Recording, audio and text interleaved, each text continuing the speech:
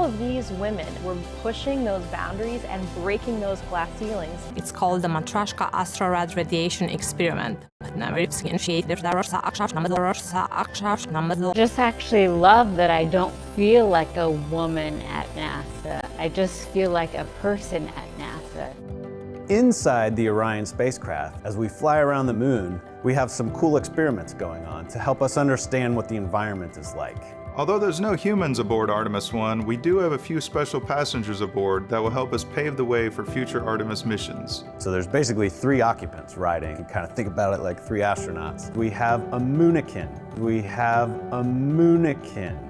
We will also have 2 torsos. We will also have 2 torsos. Just actually love that I don't feel like a woman at NASA. I just feel like a person at NASA. That are learning about the moon and learning about the environment for our astronauts before they go. We have a mannequin on Artemis 1. We call him our M00NAKiN for short. We call him our M00NAKiN for short. We call him our M00NAKiN for short. That M00NAKiN is called Commander M00NAKiN Campos. The name is actually in homage to Arturo Campos, who was an important person who helped bring the Apollo 13 capsule home.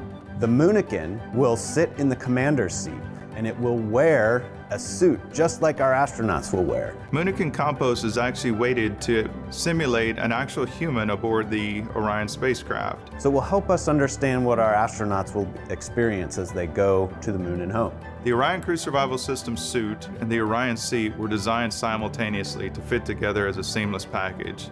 The actual design of the suit was built into the Orion seat such that when they're in the suit, in the seat, it is a true cocoon of protection for them. During this test flight, the seat will actually be instrumented with accelerometers. Sensors that tell us how much the chair is shaking during launch and re-entry and how many G-forces or gravitational forces it experiences. We expect Commander M00NAKiN Campos to have a very exciting ride on his way to orbit. The thrill of launch, the experience of weightlessness, the excitement of landing. What we learn on Artemis 1 with our mannequins assistance will help us better understand how a human will actually behave in the seat, both for landing and for launch to allow us to ensure their safety. In addition to the M00NAKiN, we'll have 2 seats that have basically what's like a human dummy, an upper torso that are detecting how much radiation they're experiencing. It's called the Matryoshka Astrorad radiation experiment, MARE. MARE is an international collaboration with German Aerospace Center, DLR, and with Israel Space Agency.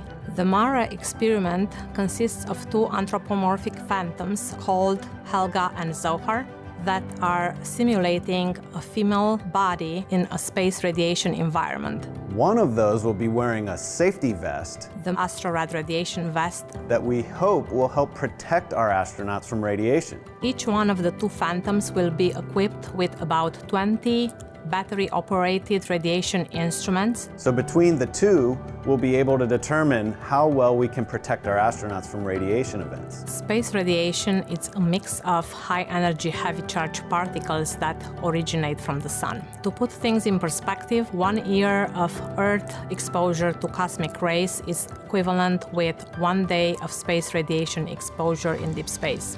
The purpose of the MARE experiment is to learn more about the radiation exposure as well as the biological effects of different organs. So basically, it's like we have 3 occupants inside Orion that are learning about the moon and learning about the environment for our astronauts before they go. Going back to the moon with new exploration goals and new technologies will help us gain better understanding of the challenges we encounter with deep space exploration.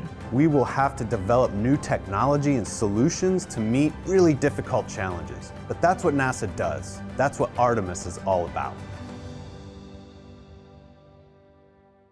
All of these women were pushing those boundaries and breaking those glass ceilings. All of these women were pushing those boundaries and breaking those glass ceilings.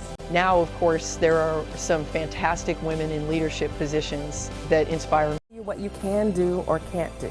Only you can realize your dreams. Space is for everyone.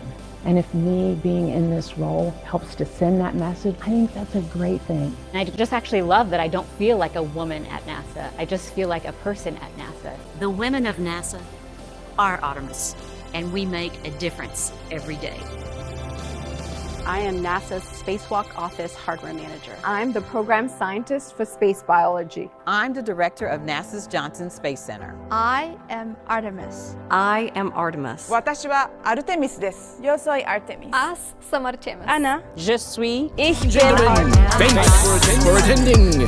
We talk about how outer space is pretending. Hate to say I told you so, but I'll say it again. If this is your first time, please stay till the end. By then you may know more about where it'll go. This is the... We have a Mannequin.